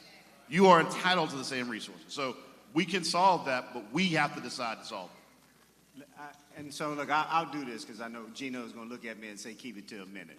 Let me just say this to you. We have passed legislation, especially when it goes to CBD and gummies that deals with serving sizes and all that. But to be frank with you, part of the problem is we're addicted to integration. And what I mean by that is most of these stores in our neighborhoods are not owned by us. We let everybody come in our neighborhoods and own everything but ourselves. And so I'm not telling you necessarily that those people that own those stores don't care about you, but I can definitely tell you they don't care about you as much as we care about you. As we care about us. So, that is the biggest issue. So let me just tell you just a few things, and I want to touch on something that my good friend, both of them, Boyd and Senator Bowie, talked about. You know, here in Louisiana right now, we're talking about educating our kids. We've made educational gains in the last 2 years, but at the same time we've made educational gains, we are now talking about cutting teacher pay. That's why those teachers in those programs are shutting down. At the same time that we've made some strides in criminal justice reform, not only have they become dumb on crime again and increasing these penalties, they've now cut funding to the public defenders. Our public defenders now, according to the ABA standards, are handling more cases than they should. Really, it's malpractice. You know what I'm talking about. And so if you were doing it in a private firm. And now, think about this now. You know, I hear everybody saying, well, they're not going to deport all these immigrants. Who are going to do those jobs? You know who's going to do those jobs? We're going to do those jobs through the prison system. You better remember that we had convict leasing here in Louisiana. So we've been the home of that. So what they're doing now, there's a bill here right now in this session, and I got to tell you this, that somebody that's been overly detained, that means they've been incarcerated past their release date. There's a bill that says that you won't be able to civilly sue for that. You won't be able to get paid for the over detention. They can hold you 1 day or 1 year past your detention date, and there's no recourse for you. When they let you out, they say, okay, good luck, see you, and you'll be on your way. So if you don't think that this is a systematic approach to what's going on, you better wake up. So look, I got about 5 minutes. We're gonna merge a couple of questions. We're gonna make sure that we get to everybody. We're gonna keep those answers short and concise. Also, 2 point of privilege. I just want to make sure I recognize former Chief Michelle Woodfork as well. Please give her a hand. Question. Good evening, everyone. My name is Jade Woods. I'm a graduate student at LSU, and I'm also an organizer in the Baton Rouge area. So, Rep. Jordan, I'm in your district, but my question isn't just for you. I'm here with a concern about the environmental health and public health of our people here in Louisiana. I live right on the edge of Cancer Alley. I know a lot of people here are familiar with that term. You know, it's black and brown people being poisoned by big corporations. And, you know, I appreciate the sentiment that's been voiced here tonight that it's, you know, New Orleans versus the state, but it's really the people of Louisiana versus these corporations that have been poisoning us deliberately for decades, lying about their emissions, dumping their toxic waste in our land, in our air, and our water, despite all of our resistance. And, you know, federally, both parties, Republican and Democrat, are not doing anything to really substantially stop this, because the Republicans are getting rid of all environmental regulations, and President Biden's biggest accomplishment environmentally was giving hundreds of millions of dollars in tax subsidies to fossil fuel companies. So my question is, what are we going to do to put the health of Louisianians front and center despite the pressure or the malice or the non-action of both federal parties? Well, look, I'll take that. What? It's multiple questions, then the answers. That was such a great question. But good evening. My name is Omari Hossein. I'm a mom and a community organizer. I organize for Black Futures Lab and All Streets, All People ASAP. So my question is particularly for Senator Bowie and Representative Jordan, but I do want to thank each of you for the work that you're doing in your leadership, especially our Black legislators, for the fight that you're waging every single day. But my first question is around school closures. You talked about the privatization of schools. I came down from North Louisiana. I'm up in Caddo Parish, and right now we are in a very intense fight to keep our schools open. We do have a school board, 6 blacks, 6 whites, that do not listen to their constituents. And so my question for you is, how are you all as legislators willing to tap into your power and your influence to speak to school board members, particularly our Black school board members who are voting to close schools? Just 2 weeks ago, they voted to close 3 schools, 2 Black, 1 white, as well as 3 Head Start centers. And as you said earlier, it is a damage to our community. That's my first question. My second question, Representative Jordan, I know you're the chairman of the Legislative Black Caucus, and so we've talked today about having a Black agenda. Does the Legislative Black Caucus have a Black agenda for the state? And if not, are you all willing to create one alongside of your constituents and the community? Thank you so much. Thank you. So we have. Here's what I'm gonna do. They might be mad at me, but I'm gonna make an executive decision here. I know some of you guys came here for the energy assistance as well. Operation Restoration is going to be located outside the door. I want to make sure that we get to everybody because I know we told a couple people sit down, and I want to make sure I honor that commitment to you guys. But if you guys are here to get energy assistance, Operation Restoration is located just outside the door in the foyer. For everybody else, if you guys want to continue this conversation and make sure that we get every question in, I'm sure my elected officials are committed to staying to you guys to make sure that we get everybody heard. So the first question is about the health of Louisiana, dealing with the environmental crisis. And then our second question is related to the schools and the school boards in Caddo Parish. And then the last question was regarding a black agenda, and are you willing to stand up and create one? Yeah, so let me take the last question first. And I will say this, and I'm sort of like Angela on this. I don't take credit for something that's not mine. But we have been working on this for a long time, including what started under Senator Bowie and along with our Vice Chairwoman Boyd. We do have a black agenda, and I will tell you, our website will be coming up shortly, and you'll be able to see that it will be posted. But just briefly, because I know we only have limited time, we talk about economic advancement for black people here in Louisiana. We're talking about social justice and equity. We're talking about education, and we're talking about public safety. So those are 4 main items that are part of our agenda. So I will tell you that we do have one. Once the website is up, you'll be able to see more of that.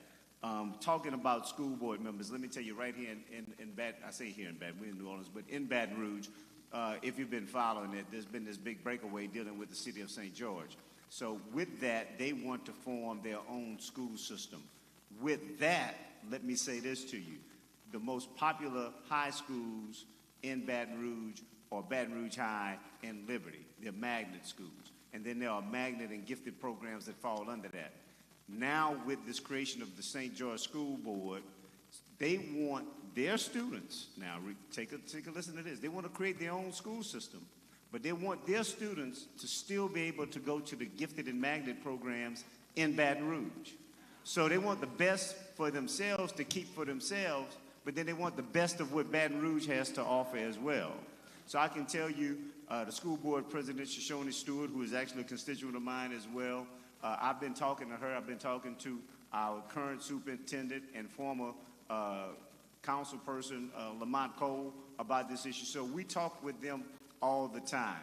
And then on the environmental issue, look, I live in one of the river parishes. I understand I'm not far from Dow. Exxon is in my district in East and West Baton Rouge Parish.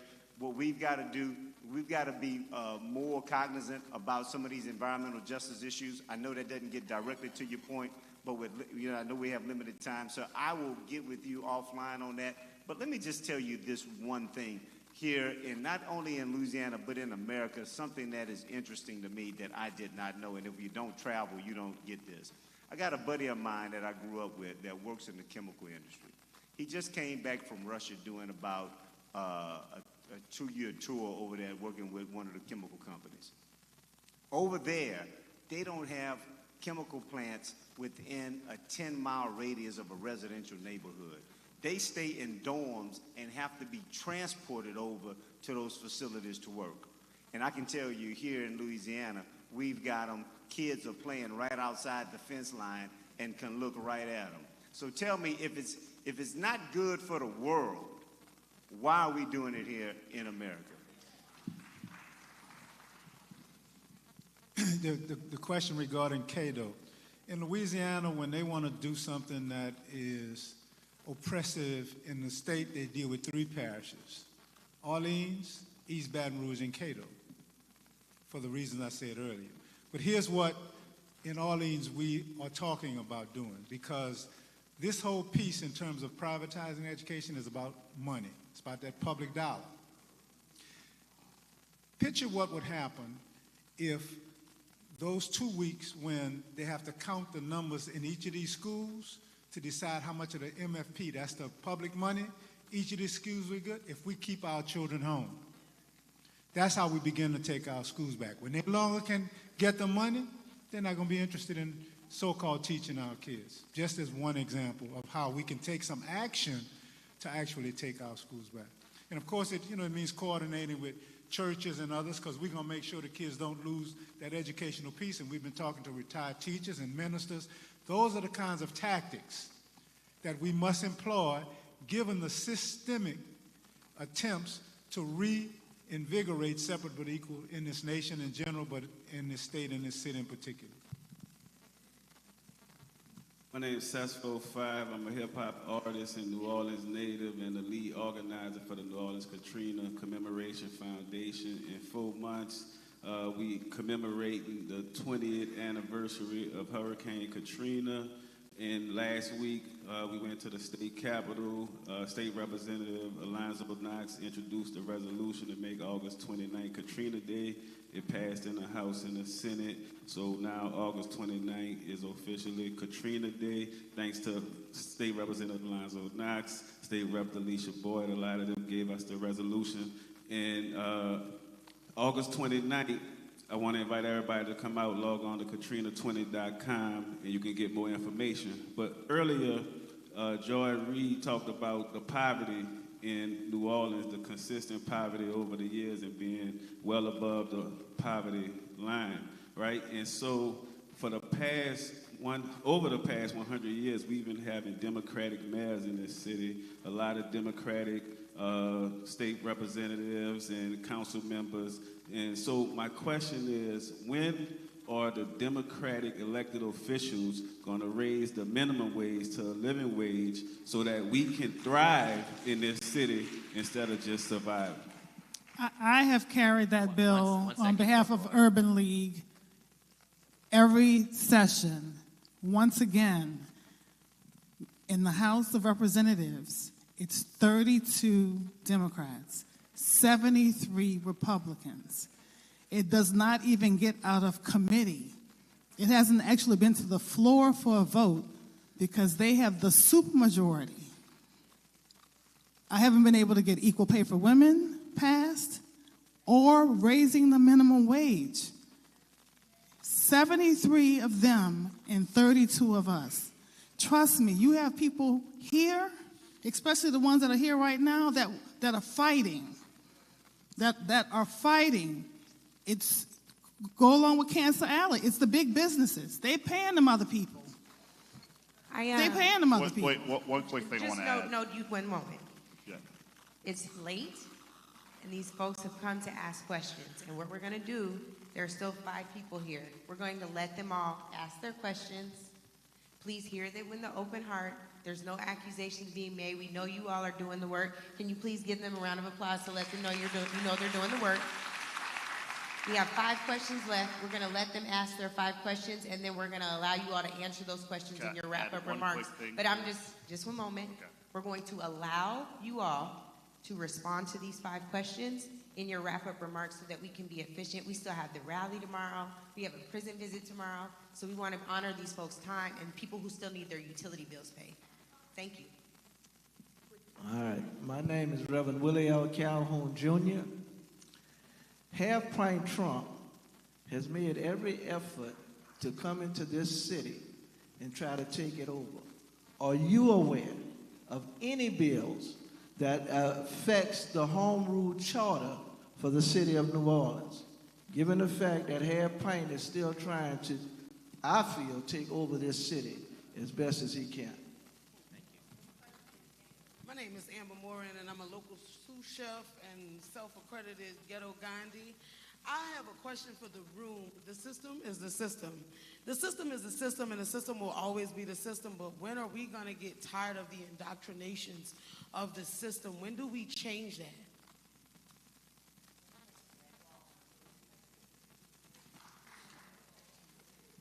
Hi, y'all doing?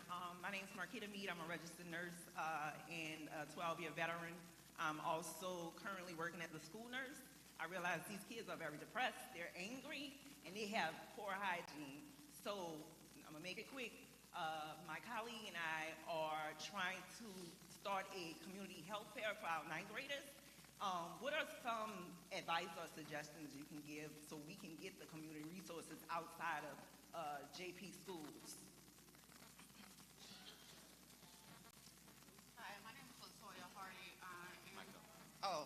Hardy. I'm a community advocate, a product of Southern University system. I respect everybody that's on this panel, and especially Dr. Bowie. Southern alumni, we love you and everything that you do for our community. What I haven't heard enough about is these gun laws and the children committing crimes and murders and carjackings, which is our current state of emergency locally. Even in Cato, which Sheriff Whitehorn, is a friend of the family. So this is plaguing our community, and it's starting with the juveniles. I'm tired. Like, I'm waking back up, but I took off 10 years of being an advocate because I was tired of meeting just to be me. I don't have time for that. I'm a single mother. I'm a caregiver for my father. I have a special needs daughter. I'm a grandmother. I'm everything to everybody. But I want to do more in my community. However, we keep fighting each other, and we can't have productivity or at least an adequate agenda to move forward. Because if every meeting is an introduction and every meeting is Q&A, how do we get to real resolution and problem solving and conflict management? Because that's what we need. And education is important, but the same way the public school is dismantled, it can be built back up. But the reason they were able to, I guess, creep in at that time with Louisiana Bail Educational Options, that was the experiment that y'all were talking about, was because the public schools were failing the kids at that time too. And so I think if we're going to call a spade, we need to look at it from both sides of the coin. Instead of working on whether it's privatized or not, let's go into these elementary schools where we need, because middle school they lost, high school they gone. And I'm not saying they can't be saved, because I believe every child can be saved. What are we going to do on the intermediate, elementary level, and with the guns? And these are the kids who are killing, stealing. It's not the adults. There's not even the weed. Thank you. So we have the homestead rule from that they're trying to take. We have systems, right?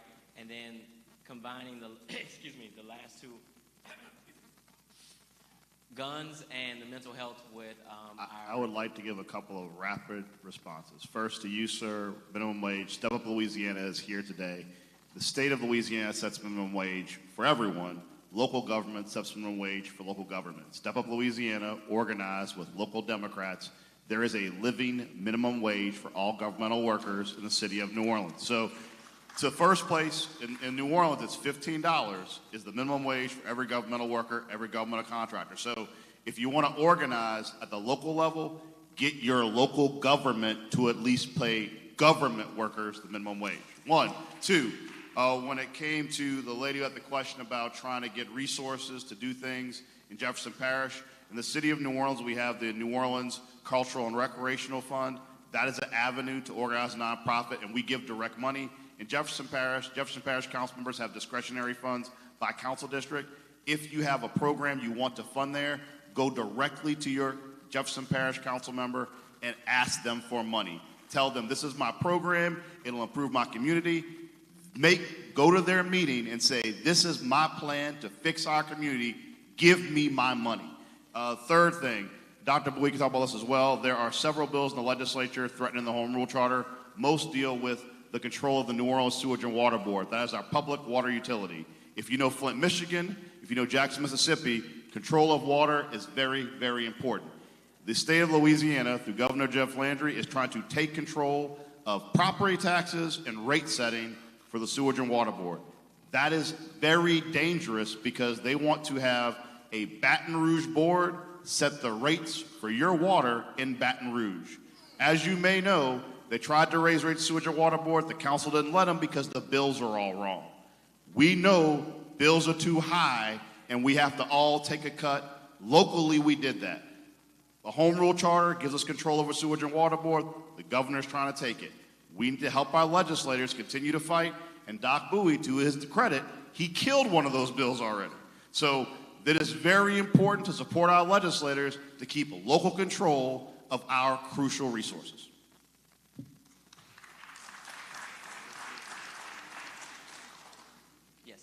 Just a brief hitchhike regarding the attempt of the state to take control of our assets in New Orleans. That is very real. The example that Councilman Morrell just gave just happened today. The bill, I happen to chair Senate Municipal. The bill came to my committee. We happened to kill it. They were going to literally take it. Convention Center, Superdome, because New Orleans is the economic center of this state. Money, it goes back to the dollar. And so what we must begin to do, and I really appreciate this whole movement, this Power People movement, because it begins a discussion. And let me just say this to us about how historically important this is. Whenever our people was challenged by oppression systemically, it was this kind of situation that created the energy for us to not just talk about it, but to do something. You know, we talked about two things here tonight. If we keep our kids home 2 weeks during the time they have to deal with counting in those schools, they'll listen. That's how we take the schools back. We have to begin to do the tactics through action that protect the money that they're trying to privatize. Bottom line.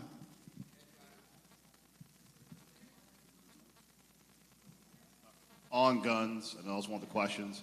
I can tell you in my time as a legislator, guns are the most difficult fight to pick in the state of Louisiana. We are so, as a state, the state is so pro-gun, we have Second Amendment plus, where there's more rights for gun owners in Louisiana than other states. Where we've had success, and we have some of the strictest anti-gun domestic violence laws in the country. And that was because when you're able to pull communities together, and I'm talking about, as Delisha said with the numbers, you can't make it a Democratic issue, you can't make it a black issue, because there's not the votes to pass it. When you pull families together, families collectively in fear of what's going to happen to their children and their communities, singularly and with specific purpose, you can win. That is something we have shown at the legislature over and over again, whether it was the work that Edmund and I did to repeal non-unanimous juries, which is one of the biggest wins we have had in the black community, repealing 135 years of Jim Crow, of having people go to jail when two people could think you're innocent. When you look at that, when you look at the fact that we did tremendous work organizing to protect domestic violence victims from their abusers getting guns to kill them, that's pulling desperate communities together and saying, we don't agree on much, but we agree that when someone's beating their wife, they shouldn't have easy access to a gun to kill them. That is how you deal with those issues, because they're issues that affect every community, and we know how to organize. Other communities do not, and we have to lead. Thank you. And Rep. Boyd and Chairman Jordan, if you can close us out. First of all, thank all the organizers that are here. And I know I went hard on everything that's wrong. We do get wins. I was elected just 3 years ago, and I've already passed 19 bills. Bills that have some teeth. Expungement of marijuana charges, change simple possession from a jail time to a citation. So we do get wins. It's hard for me to watch us being trampled and not be passionate about it.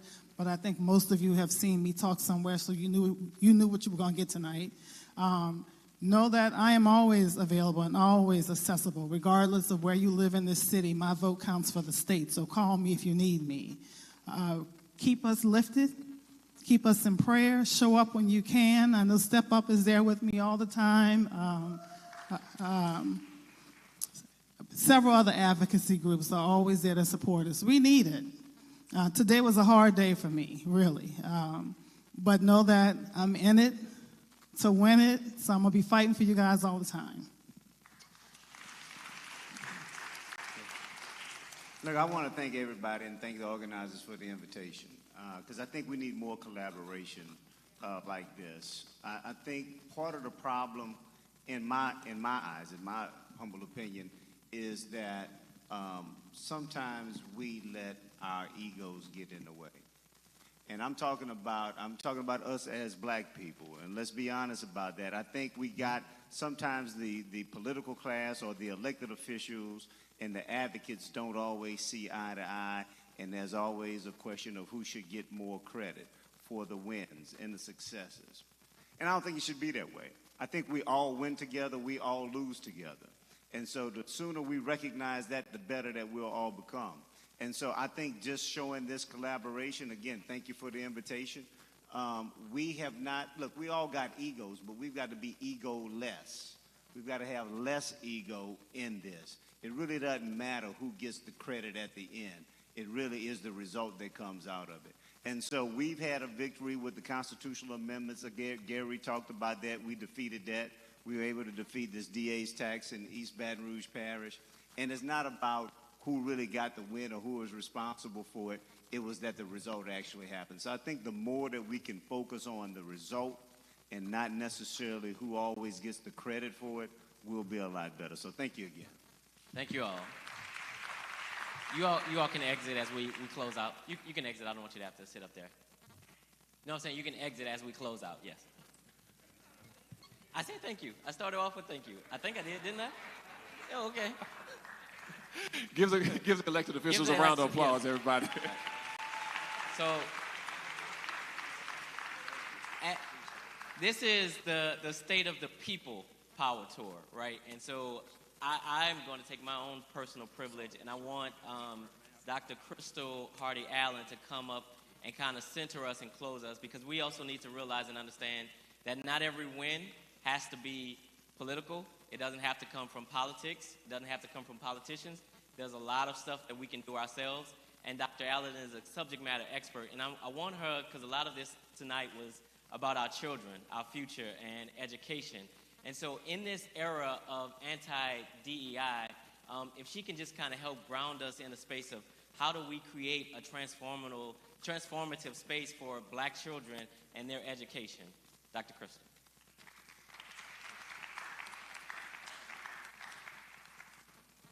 Good evening, everyone. I know it's long, I know it's late. There are a few different things I want to leave us with.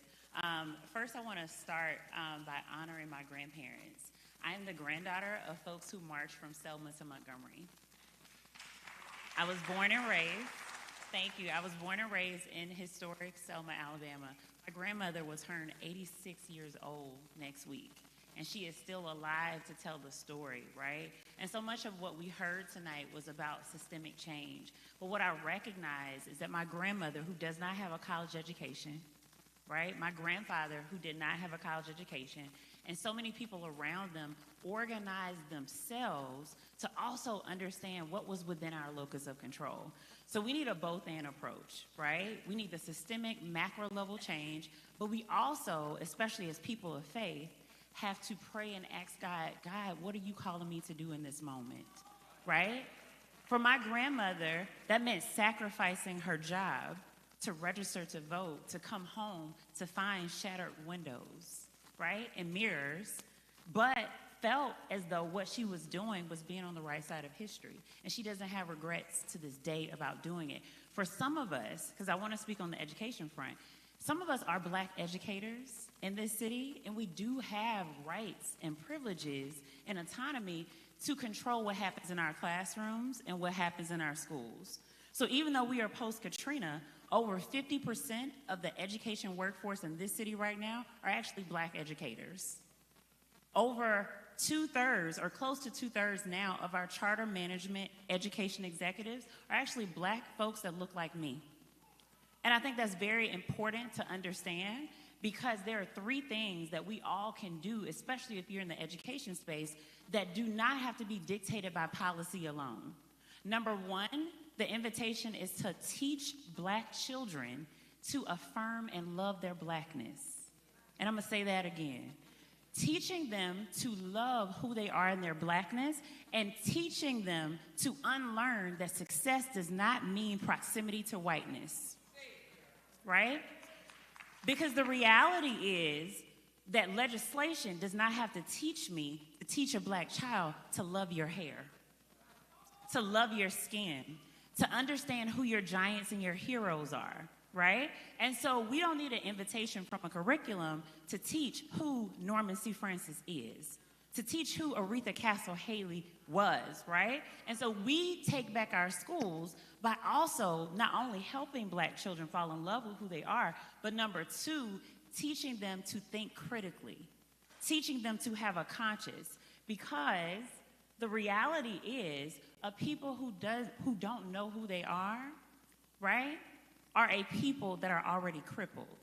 And so the whole point of erasure of curriculum is about ensuring that our black children don't know their power. Because if I stick to curriculum is going to teach me that my blackness starts with pain and tragedy. And the reality is that my blackness starts with brilliance, it starts with innovation, and it starts with royalty, right? And so we have to teach and help black children understand, and black adults, because some of us don't know too, right? That the traffic light that we drive through every single day is a black invention, right? That the iron that you use, right, is a black invention, that Sarah Broom, a black woman, also created the ironing board, right? And so we don't need people to give us permission to teach our own history, but when you understand who you are and whose you are, you walk a little different, right? But the reality is that you become a threat to the enemy, right? And so we understand what was in the Willie Lynch letter years ago, and the reality is that erasure is seeking to do the exact same thing. The last thing that I would encourage us to do, especially in taking back our power, is invite young people to be a part of the conversations. Because we're having a lot of adult conversations, but we're not asking children what they want, what they need. And truthfully, 62 years ago in Birmingham, Alabama, the Children's Crusade also led the movement. There were children as young as 6 years old who left from 16th Street Baptist Church to walk in the streets and march, right? And so children have always led the way, but the reality is that if you create something for me, without me, it is not actually for me. So how do we create an agenda for young people but don't invite them to have a seat at the table? How dare us, right? And so we take back our schools, in addition to legislation, by one, affirming that black has always been beautiful. Black has always been powerful, right? We got to do our own deep work, even in the city, to unpack colorism, to unpack classism, to unpack elitism, right? Because all shades of black are beautiful and are powerful. But number two, like I said, we also have to teach our history. We have to teach strategies. There's nothing new under the sun. If we want to win the movement, we have to study how the movements were won and achievements were achieved in the past and replicate the same playbook, because our ancestors and elders taught us, right? And last but not least, again, we have to invite the children to be a part of the solution, y'all. We have to. Our children have the answers, and I'll last but not least end with this African proverb that children, right, who don't feel the warmth or love they need will always burn down the village to feel its heat, right? And so often, if we don't invite children to be a part of the table, they are burning the village because we're not listening and meeting their basic foundational needs. So what is my call to you?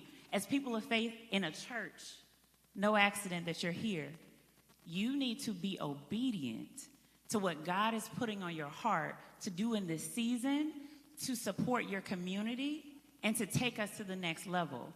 Delayed obedience is disobedience, right?